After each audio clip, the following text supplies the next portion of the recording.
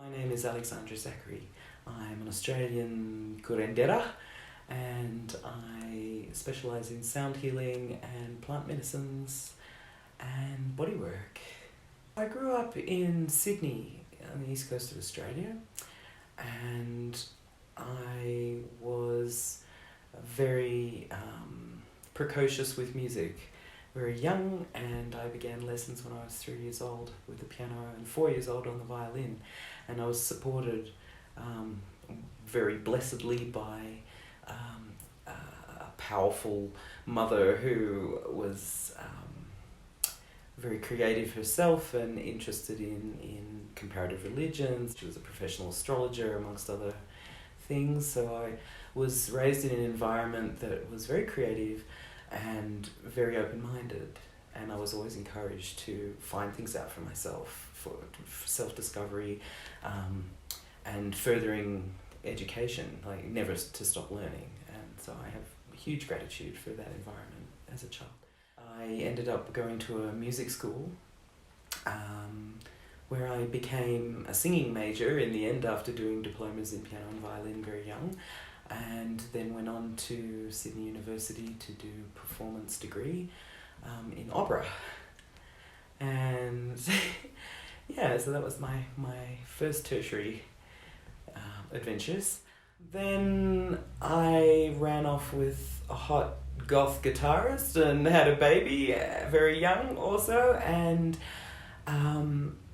began investigations into Western healing traditions. It was kind of prompted initially by the fact that when I was 13 I had repetitive strain injury, tendinitis. I was training to do my diploma in piano, and I was practicing 6 to 8 hours a day, many days a week, and my arm seized up, and orthodox allopathic medicine had very, very little to offer. And shoot cortisone into them and wrap them in plaster and not play the piano again, kind of was the story from Western doctors. And my mother and I both went, well, no, that's not going to happen. And so we started investigating alternative therapies. We investigated acupuncture, investigated osteopathy, macrobiotic diets, different naturopathic regimes, and eventually with a combination of therapies was cured, and I did my diploma the following year.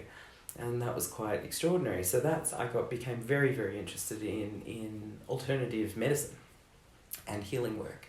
And in fact, at one point when I was 16, I really thought, okay, I'm going to leave the music school and go do science and become a doctor or some kind of healer. But everyone taught, you've put all these years of work into your music. Are you kidding? Go, keep doing music. And so I was talked into staying at the music school. But I always had this interest in science and healing and various therapies. So once I run away from the classical music world and the conservatism, I had a baby, and then I was in a position where I could study alternative therapies and follow that path. I was 23 when I had my son, and began studying naturopathy when I was 24. When he was a baby. So then I majored in herbal medicine and just was really passionate about plant healing and nutrition and bodywork, massage therapy, different techniques, and grew my own medicine garden, lived in the Blue Mountains, had this amazing medicine garden, began manufacturing all my own medicines, and tea blends, and started that kind of practice. And meanwhile, the local Steiner school, Waldorf school, was desperately looking for a music teacher, and so they offered me an exchange for school fees in exchange for music teaching. So I had this parallel of healing work and teaching work, and that got me interested in sound therapy because it was kind of both of my obsessions in one thing. So I met my music teaching mentor, and she had discovered crystal singing bowls, which were originally made to grow silicon chips in Silicon Valley. Yeah. So originally they were centrifuged because the environment to grow a silicon chip has to be completely frictionless, otherwise the chip doesn't form its matrix correctly and then it won't store memory. So that's why the bowls are so pure and so frictionless on the inside. And then clearly somebody donged one day and went, oh, that sounds good, let's use it as a musical instrument. So we started buying these bowls. As soon as we had some money, we'd get a new bowl, different pitch, and between her and I, we developed this performance. It was purely musical at that stage, and we would do these improvised performances, singing and playing the bowls. This is in the year 1998, when we first got our first set of 3 bowls, and started doing these performances with them, and sometimes we work with dancers, and we realized just how powerful, energetic thing they were, So we kind of started messing around these things before that they were even popular, before anyone else really knew about them. Certainly no one in Australia knew about them. We were getting them from Silicon Valley in California. Yeah. And so that was where my interest in sound healing developed from, because I'd be doing, massage or body work with a client, and then I think, oh, this is a very sensitive person. How about I play this bowl and ask the person where they're feeling it in the body, or what's happening energetically for them. And so really experimental, and really just developing my own kind of sensitivity to what the sounds were doing with the body. I went on to study osteopathy because I just love working with the body, and I feel that, so much can be done with the laying on of hands, essentially, and to activate the body's own healing powers. So then I studied osteopathy, and so I had these parallel careers of music, being a musician and a teacher, and being a naturopath and a healer, and developing this sound therapy. So that was all very lovely, and that's continued over the last 20 years. Meanwhile, there's a whole other story. From very early childhood, I could see auras and energetic forms. And thankfully, my mother was interested in various esoteric systems and various spiritual systems, and she was very open-minded, and her mother also saw auras, and just I remember as a very, very young child sitting with my grandmother in the shopping centre, and we'd play this game, what colour's that person, what colour's that person? And we'd discuss these things in the family, which is very amazing, and I feel so privileged to have had that support, because, I think most children can in fact see these things. I think most children have that sensitivity to energies, but are told, don't be silly, that's your imagination, no, do your maths homework, and I was allowed to continue that vision.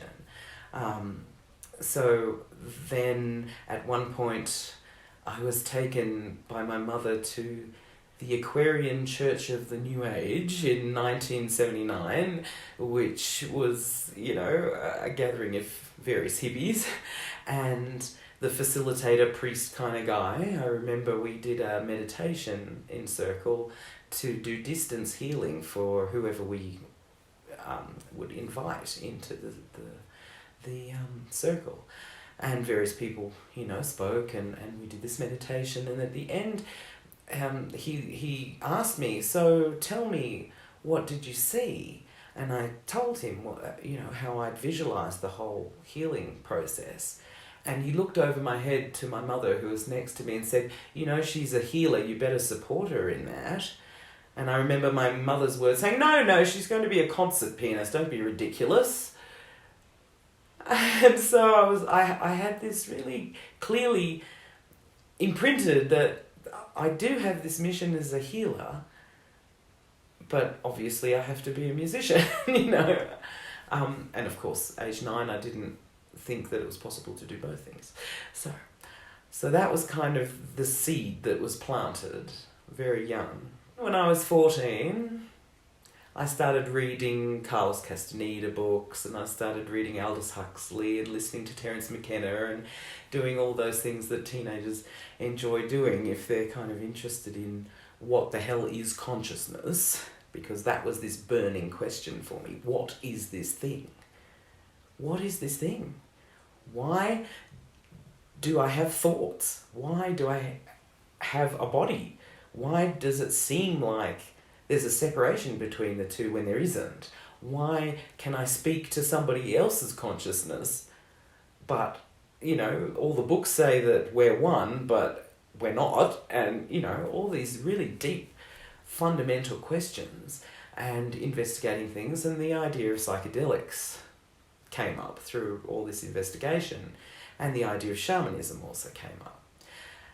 And so, through my readings and things, I decided that finding myself some LSD would be a really good idea.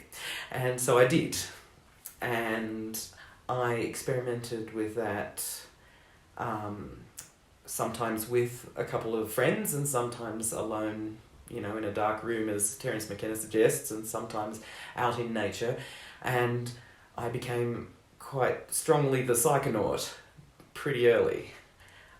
So through that investigation, I then really needed to find a framework of understanding for my experiences, not only my experiences with psychedelics, but my experiences with my own visionary self. I knew I had a particular sensitivity and understanding of that, so I wanted a framework for that understanding, and so I started investigating yoga, and I started investigating Buddhism, and all of these things, until the point where I was 20 and had what probably, there's various ways to describe it. You could describe it as a psychotic episode.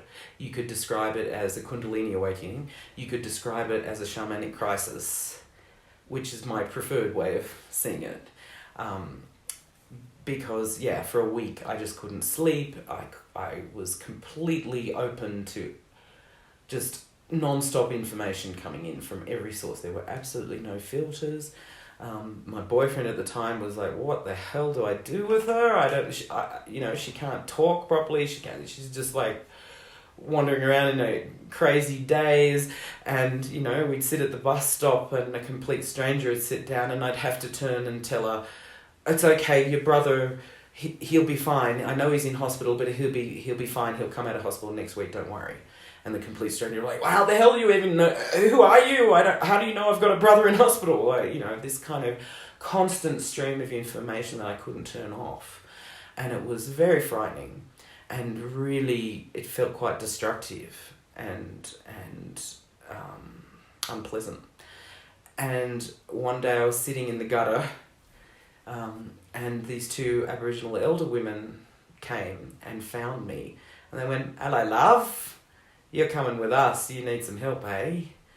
And these are my two first teachers who I am so grateful to, because they took me into their home and they calmed me down and they helped me sleep. They gave me some teas and good food, and they basically just, shut me back down again, put me back together again. And if I hadn't come across them or they hadn't found me, I would have been in the psych ward on medication, and my whole life would have been utterly different. With some label, psychiatric label, or some, some kind of disability of some sort. Whereas they said no, they could see what was happening and said, no, you need some learning, love. And so I spent a couple of weeks with them, and they talked about grounding, and they talked about women's business, which I don't speak about, and they talked about how to just stay solid in the body and be really connected with the natural world in order to cope with all the information that I was sensitive to. And then they sent me to the Tea Tree Lakes near Byron Bay, which is where their families were, where their tribal lands were. And I spent a couple of months with the women there and learnt a lot about the native plants and learned a lot about, traditional culture. And it was just absolutely amazing, and I'm so grateful to that tradition and to those people. They're just extraordinary people. And then from there, I kind of had an interest always in that stuff, and investigated, thought, okay, well, they're not, like, that's not my blood. So my father's family are from Siberia, and so let's look into that tradition of shamanic work, and so I investigated that. I also investigated Buddhism, and I was first very attracted to Tibetan Buddhism because I really loved the rituals and the pageantry and the costumes. And Tibetan Buddhism interested me because it seemed to have qualities of shamanism, and in fact, once I learned more about it, it indeed does. But also the rationale of the rationalism in Buddhism really appeals to my kind of intellectual side and my academic kind of side. And so I investigated that, and then I was invited to go do a Vipassana retreat, a Goenka retreat, and I think I was far too young to really benefit from it, and I just kind of survived it, But from there I was more interested in Theravadan Buddhism and did many Goenka retreats, and would serve on the children's courses once my son was old enough to participate, and that was wonderful for him. Gave him a really beautiful set of tools. Now he's adult, he really relies on a lot of those tools. So I'm super grateful for that tradition, but it became obvious that it wasn't my favourite practice, and that I wanted to find the practice that I could maintain daily, and I thought I need a teacher for that. And I just happened to be in a Thai restaurant one day and picked up a CD of Dharma talks and went, oh, that's cool, there's a monastery near my house. By this stage we were living in the Southern Highlands, south of Sydney, very beautiful part of the world. So I rang the monastery and the abbot picked up the phone. Yeah, come out. He's Australian. Oh, cool. Come out, hang out in the monastery. We've got Dharma talks this night and different things. And I turn up there, and the abbot comes to greet me in the door, and it turns out he's a guitarist that I used to play in a band with in like 1989, and then I never saw him for years because he went to Thailand and ordained as a Buddhist monk, and I'm like, hi! It was absolutely amazing. I just did that completely trust in the universe to connect you with crazy connections, And so I started being very involved with Santi Forest Monastery, and that's in the tradition of Ajahn Chah, a Thai forest monastic tradition, and I'm so grateful for them. I learned so many beautiful techniques, and I had opportunities to live in a cave for a 20-day silent retreat sometimes, or I would man the kitchen for nuns conferences where Buddhist nuns from all over the world would flock there, and I had the opportunity to be of service, and it was just wonderful. Ajahn Sujato, who was the abbot at that time there, and his main practice is metta meditation, loving kindness meditation, and that really suits me, and so that has been my practice for many years now daily, and I think it absolutely complements every other aspect of my spiritual growth and my healing work and my musicianship, everything. It gives me this foundation of compassion, focus, and of service that I think can be lacking in other teachers and healers. So that's the parallel. There's the parallel. So I had this musical, academic, Western healing tradition, and this interesting, shamanic, psychedelic, Buddhist strand of my life. And it became clear that there was some way to combine all of this stuff. But I had no idea how. And so in 2012, my son finished high school and I had a bit of cash for the first time for myself. Oh, good. Okay, I'm going to travel. I'd never been outside of Australia before. Destination number one had always been South America. Always. I just have to go there. And so at the end of 2012, a friend and I came to Chile, and then we went to Ecuador, and we went to the Galapagos Islands and had the most glorious time. And then she went on to Cuba, and I stayed in Ecuador for a few weeks alone before I had to come back to work. And I met a young tour guide who just finished his degree in tourism and English, and he was very happy to drive me around everywhere. We became good friends, and he wanted to practice his English, and I was stoked because I had sort of 3 words of Spanish. It was, it was very tricky. And he said, I'm going to show you the real Ecuador.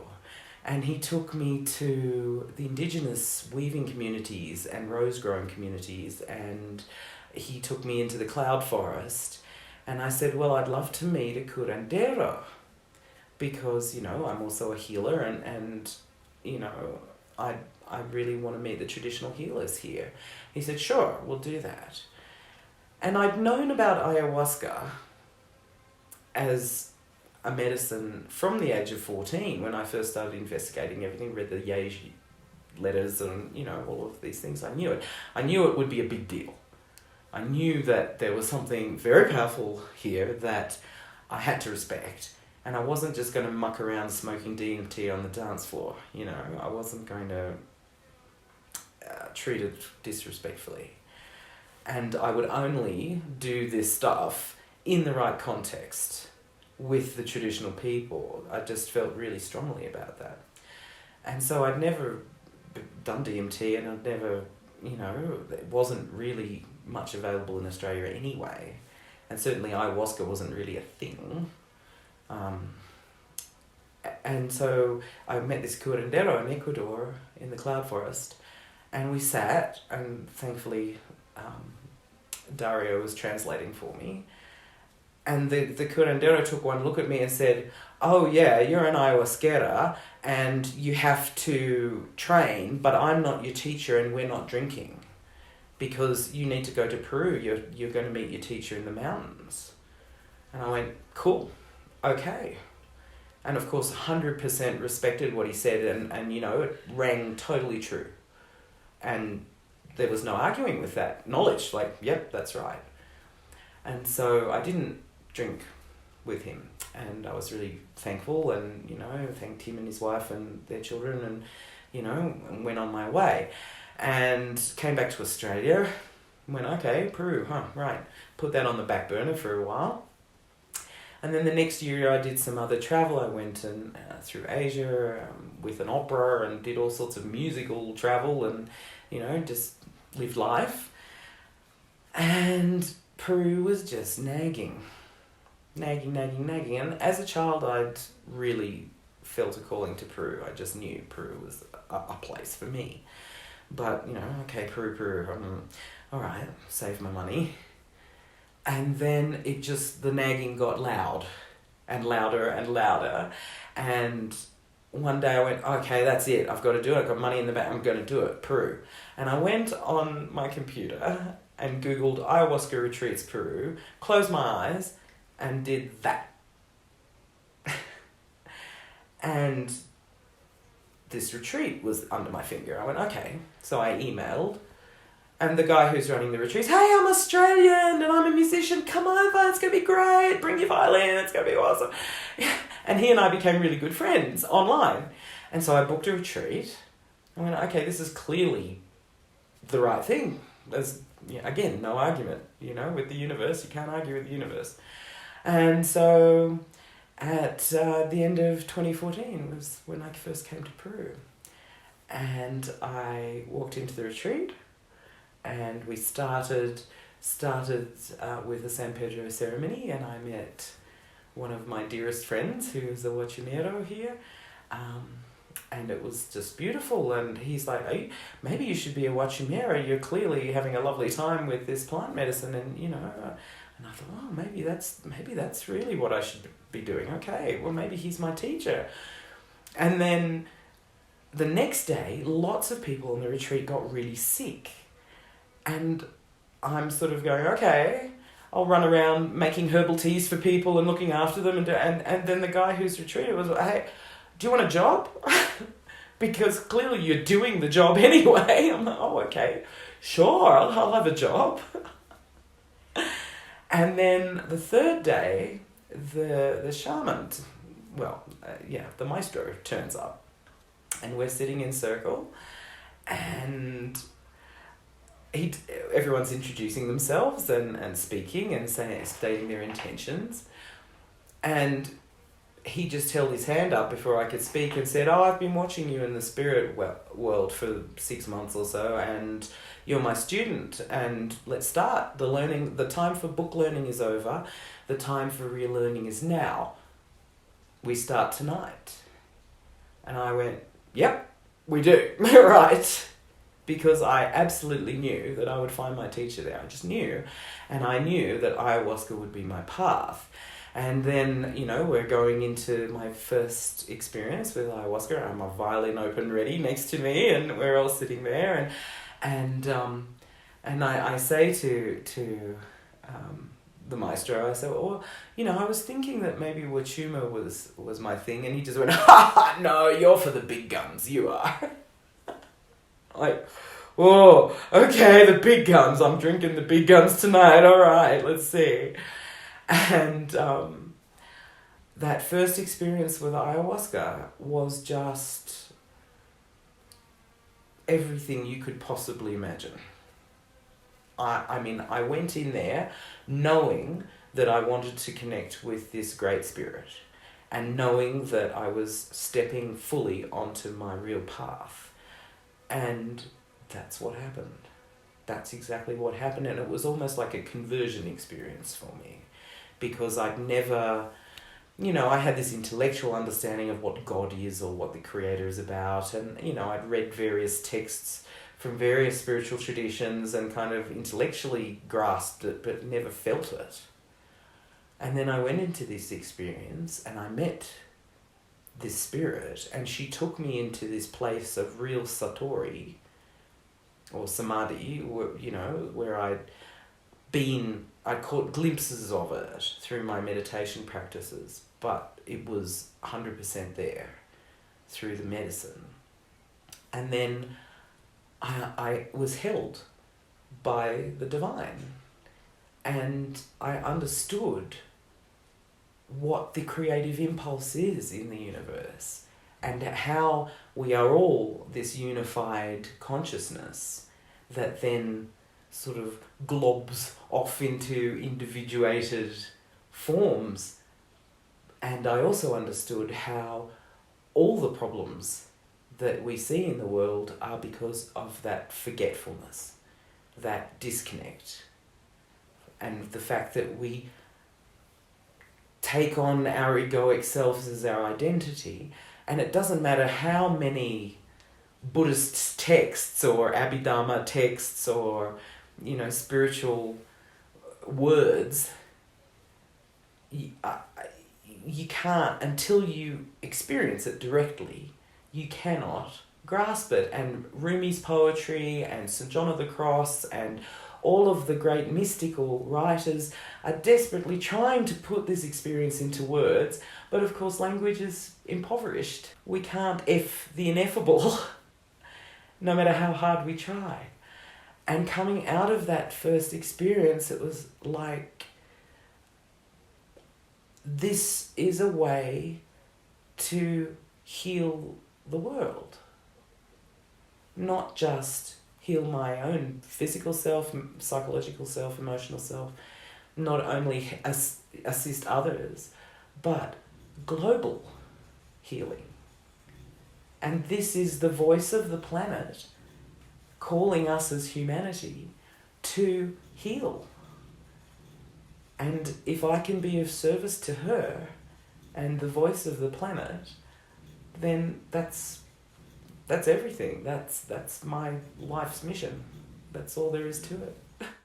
After that very first ceremony, I realized that learning with this Peruvian tradition particularly, and with the Ayahuasca tradition, would allow all of the skills that I'd spent 40 years learning to combine into one form. And it was like, wow, okay, this is why all of these things have been something I've studied. This is, all of these things are here. During that ceremony, that first ceremony, and I had my violin ready, and I came out of the more visual, disembodied part of the experience, and I sort of felt my fingers growing back, and I groped around for my violin, and I just started playing, and my ego was entirely set aside, almost watching myself and listening to myself from over here. And I had experienced that many times, playing music with other people, improvising, whatever, but nothing as clear and obvious as this. So, my observer self was here, and the rest of me was just a clear channel. And this sound was coming out, and I just played and played and played, and everybody in the room was just like, more, do it again. And it was just extraordinary, this sound pouring out, this music just flooding through me. And then the second night, my teacher said, okay, this is the start of your training. This is the way for you. And his tradition, he's a mestizo palero, so he specializes in the trees. And of course, the Icaro singing the songs, the medicine songs, are particularly important in the practice. But he said, this is the way you learn how to do that, is I want you to sit next to me, and each person is going to come up for a blessing, but I want you to play their song for them with the violin. And so each person in the retreat came and sat in front of me, and I was in the medicine, and it would just pour through to connect with that person directly. And then I realized that was how the Icaros actually work. That either you receive an Icaro from working with a master plant, or from a spirit animal, or a guide, or an angel, or whichever form you're connecting with, and then you just get out of your own way and allow that power to come through you to heal and assist whatever the process is for the client in front of you. So that was my first Icaros were violin Icaros before I'd ever, done any plant diets or even learnt anything really about the tradition.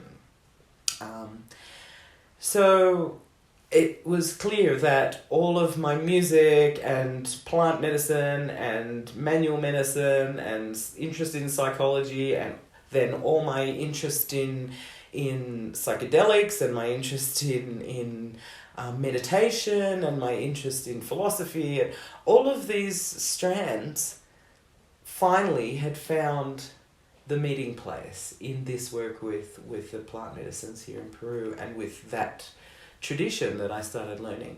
So I changed my flights that first year, and I went to the jungle with my teacher and began learning. And it was actually quite challenging because, here I come from this is what learning means. You have a textbook and you tick the boxes of all the things that you learn. And it's not like that, basically. And I had very little Spanish still, and communication was nearly impossible. There wasn't a translator at the campo in the jungle. And I was just with him and his family of paleros, and he just kept saying, mas, drink again. And we drank every night. And that was how I learned. And he is a very devout man, actually, and from a mestizo tradition, so there is this syncretism between Christianity and the shamanic tradition. So he basically said, the teachers are the plants and God. And that's all you need to worry about. Keep drinking. We go again. And I was like, whoa! But I learned so much. Anyway, then I came back to Australia and was just like, oh my God, this is it. And then it was like, but it's illegal in Australia. So, it's not like I'm a teenager anymore and I can just, hand out psychedelics to people and call it healing. I can't do this in Australia, all right? So then I was actually interested in looking around to find something that could be equally as effective as plant medicines, and did a lot of reading Stanislav Grof's works, and said, okay, well, the holotropic breath work is clearly as powerful. And I went and did a couple of sessions myself and realized, yes, actually it can be as powerful. And it also, there's a musical component which appeals to me, of course, as well. So then I did a little bit of that training over the next 2 years, and meanwhile came back to Peru for 4 more months and worked again with my teacher in the jungle and started dieting the other master plants and getting to know how that works, and the gift of the song that the plants give you, and then trying it out in ceremony and seeing what the plant spirit song can do to assist the patient or the client, just the whole technology of it is extraordinary, and I am super, super grateful to that teacher and his tradition, and have absolute respect and love for all of that.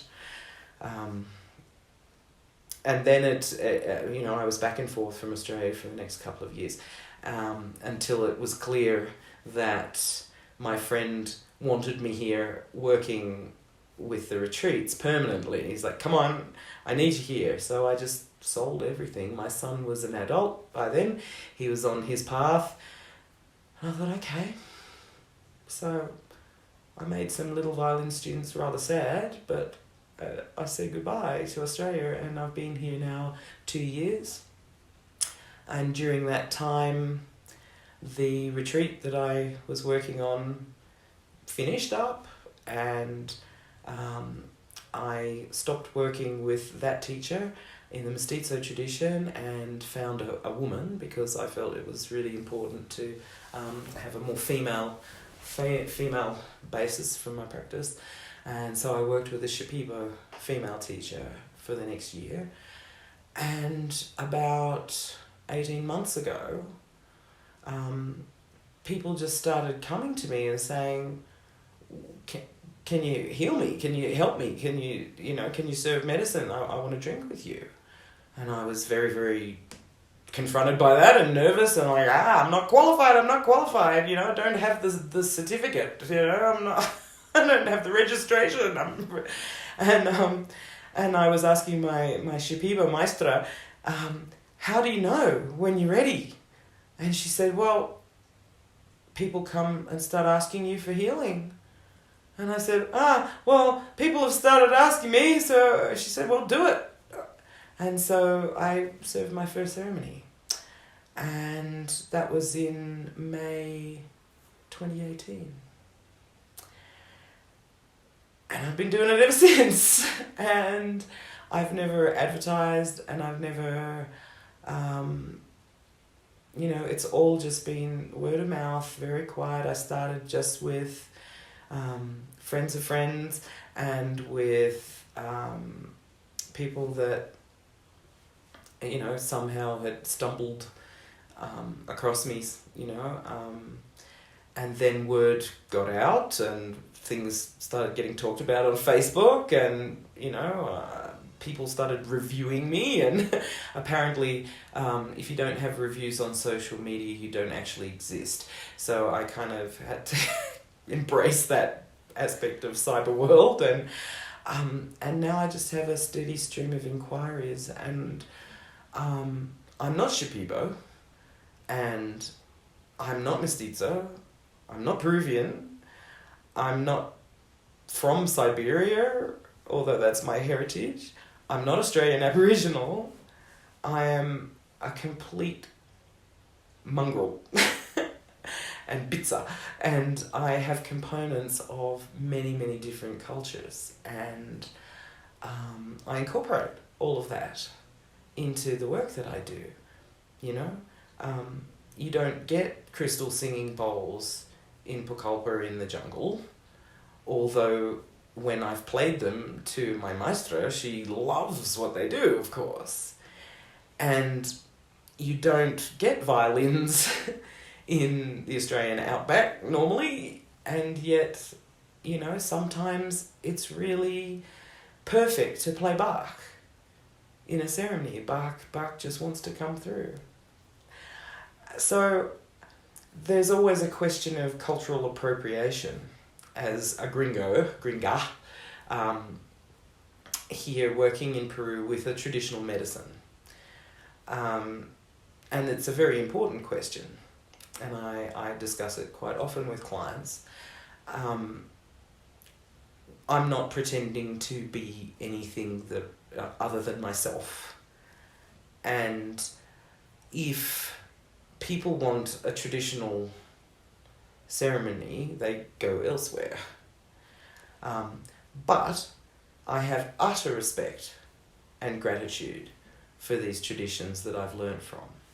And I explain to people who question the integrity of the situation, and I said, well, none of my Indigenous teachers have ever cared a damn whether I was white, black, yellow, pink, purple, green, how old I was, whether I was male or female. They don't give a rat's. They don't care.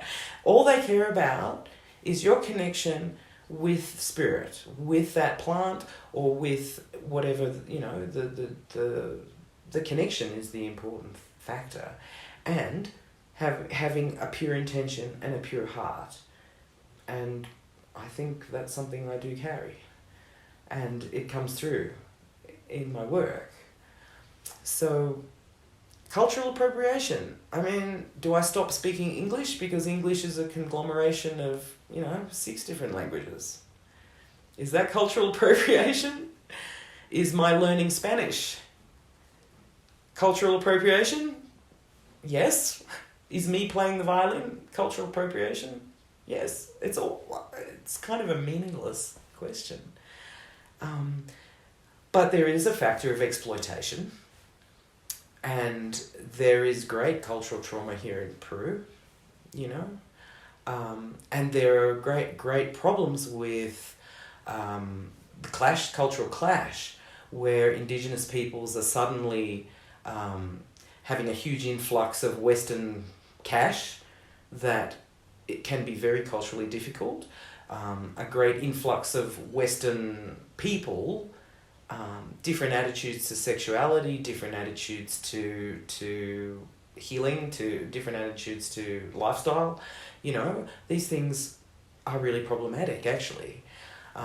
So a lot of my clientele are looking for someone who speaks English and someone who's female, who provides a very safe, not money-grubbing, exploitative environment to do this work in. And so, that's my intention is that.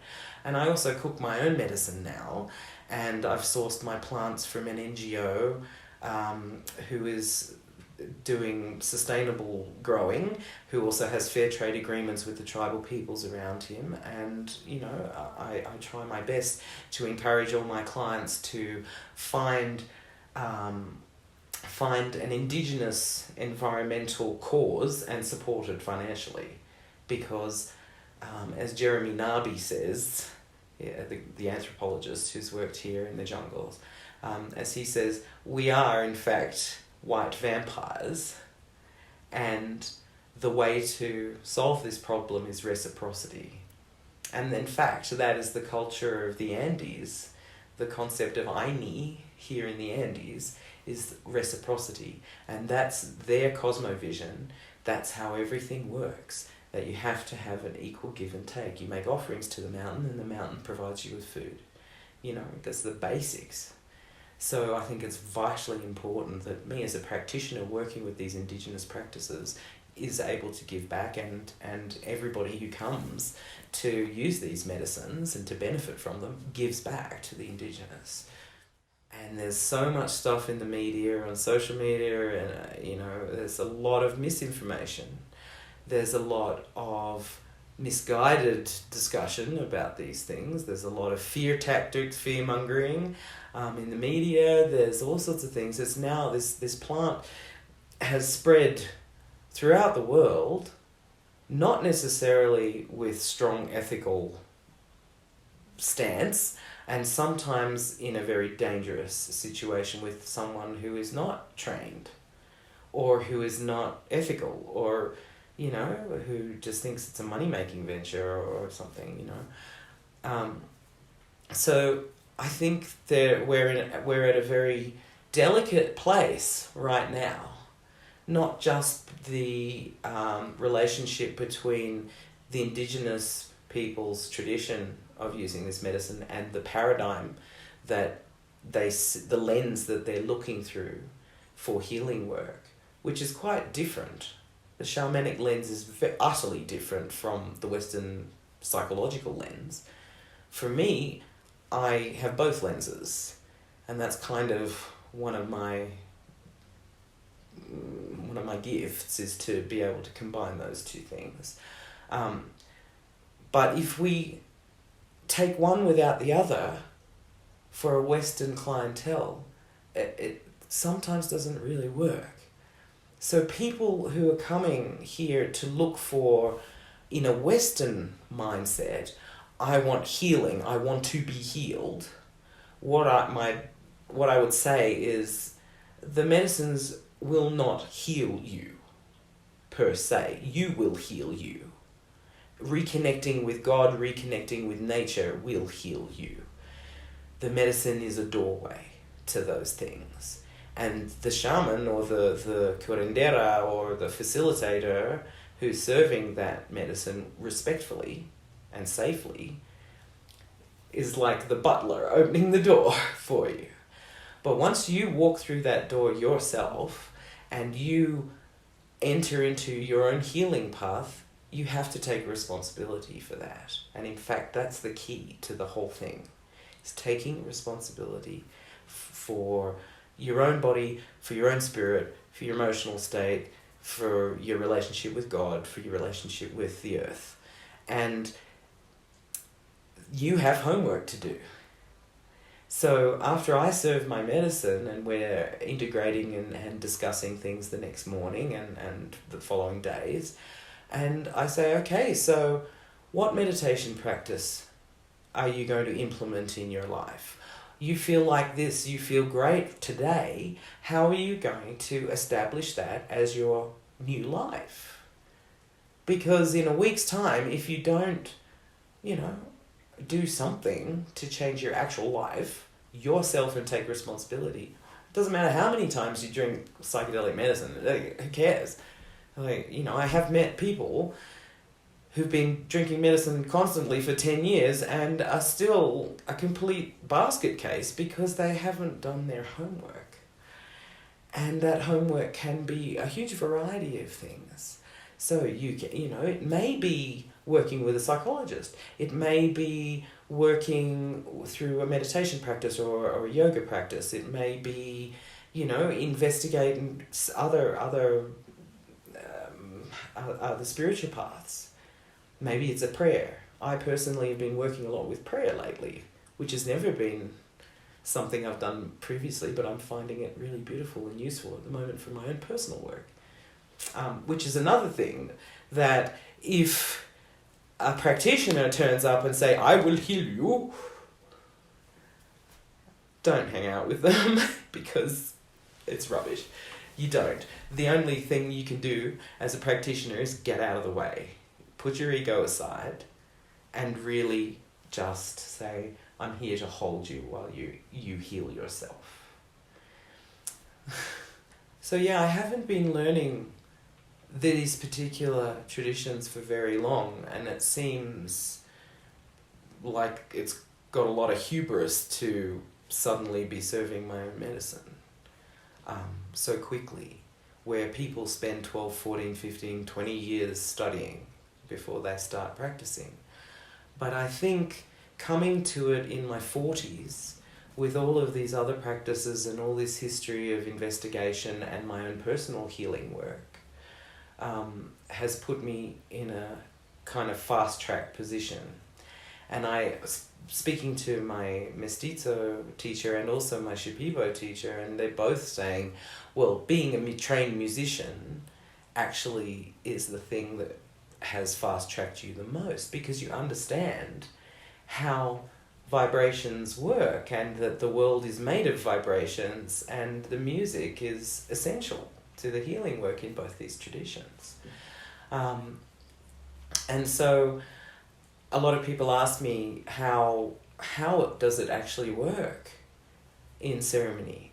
So I drink some medicine with the group. And in fact, traditionally, the practitioner would drink and the client would not drink, and the practitioner goes into the spirit realm on behalf of the client. But since Westerners want to have their own experience, everybody's drinking in the room now. So it's a new ball game, really, the last 20, 30 years. So when you drink, that vision that I've always had of people's auras and energetic fields and things, that vision is enhanced by the medicine, and the connections between people and spiritual realms and different energetic fields, you know, it becomes much clearer to see for me. And that's the same with the sound. So the plants have given me songs, and I can call the healing qualities of those plants into the room on behalf of the client by using their song. So I kind of do a little quick focus and meditation, and I go into what I call the Earth's energy field, which kind of feels like the ocean, but it contains every plant, animal, rock, you know, it's the entire Earth's field. And I go in there and I tap into that, bring it into my body, and then use it to bring the song out. And then partly visually, because I'm a very, very visual person, but partly kind of feeling how it feels, then I can sing it to that person who's in front of me, and I can even sing it directly to, you know, an illness in the body or a part of them, or I can sing it to their mother through them, because the person's trying to heal the relationship with her mother, or I can sing to the prostate cancer, or I can sing, you know, and I see that as lines of energy, and the song comes through as a line of energy, very visually for me. And my icaros don't actually come through with words at all. And I was worried about that at first, thinking, oh, do I stick some Shipibo words on, or Spanish words, or what do I do? Or do I sing in English? But both my teachers said, no, if they come through the way they come through, that's right. And that it's just the tone, and it's just the vowel sound you can change. And so I started experimenting with that, and so now I can, you know, for instance, if there's a physical problem, you can narrow the sort of laser beam of the sound into that spot, so the liver or the spine or whatever, and you can really be quite specific with where you place that vibration. Or you can open it right out to, you know, if the room is everyone's agitated, or they're going through the purge, and it's that time in the ceremony, then I can expand the sound out to fill the whole room and encompass everybody, to either calm things down or lift things up, or, you know, and it's been a process of experimentation. And then having the crystal bowls in the ceremony as well, because, I mean, they're super powerful anyway, but that in combination with the plant spirit is just, it's amazingly powerful. And so is the violin, actually. You know, the violin has its own icaro, and I play a traditional flute, and it has its own icaro that just kind of plays itself And it's the same tune that comes out. The instruments actually have their own songs with particular purposes, and it's really trial and error to what these things do. And I just watch the room and see how people are responding. And if it works, okay, let's do that again. And basically that's just what I've been up to, is experimenting and learning. And so far I've done no harm, and I think I'm doing some good. So in my great leap to pack up and sell everything and just move across the ocean to an entirely different place and culture, and leave my son and leave my friends and my security and you know, everything behind, part of me went, well, I could drop dead tomorrow, so I might as well do what I want to do and have as much fun as possible, which has certainly been the case. But part of me really surrendered to a will other than my own. And over the past years of this path, I've developed a faith that I've never ever had before.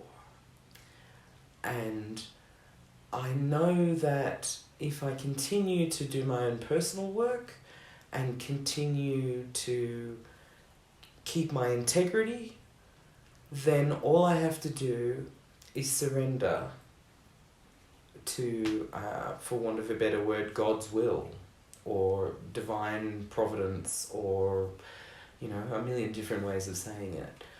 But that's the whole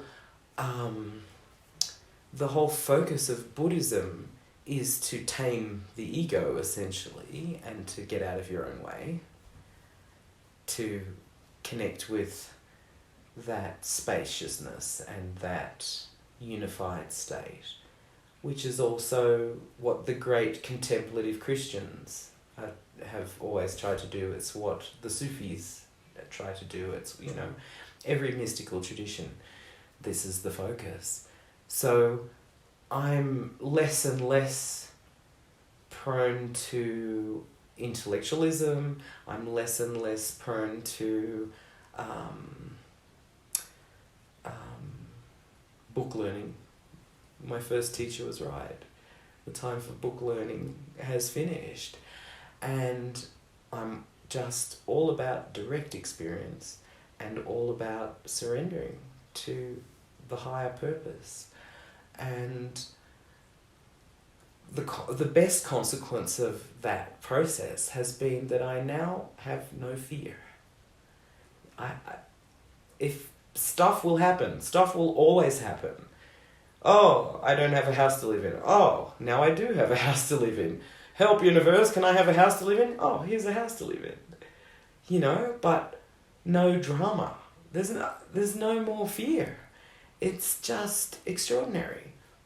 And to just have this absolute faith and trust that if I keep getting out of my own way, there is abundance, there is enough, and that I'm part of that enoughness.